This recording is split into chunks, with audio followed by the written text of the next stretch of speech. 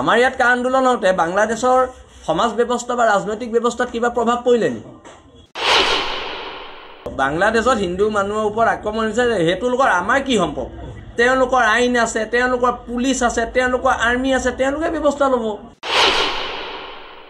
এতিয়া বৰাক ভেলীত যিটো আন্দোলন হৈ আছে সেইখিনি গোটেইখিনি বাংলাদেশী আন্দোলন কৰি আছে।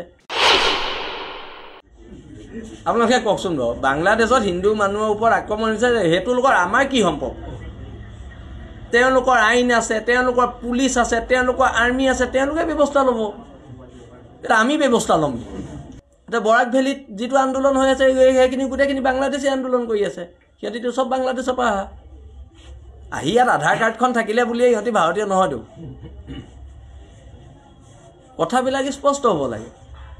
আজি আমাৰ ইয়াত কা আন্দোলন হ'ল, বাংলাদেশত কিবা হ'ল নেকি?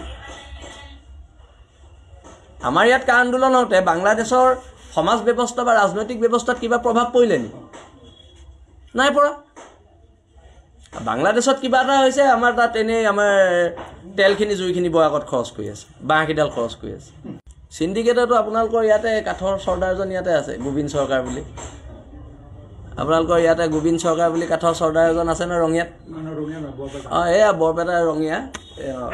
গোবিন্দ চৰকাৰক এৰেষ্ট কৰিব লাগিছিলে, কিন্তু আপোনালোকৰ ওচৰৰে বিধায়ক এজনৰ খুব লগৰ বুলি শুনিছোঁ, সেইকাৰণে এৰেষ্ট নকৰে। আৰু গোবিন্দ চৰকাৰে গোটেই বস্তুটো অৰুণাচলৰ পৰা অপাৰেট কৰে।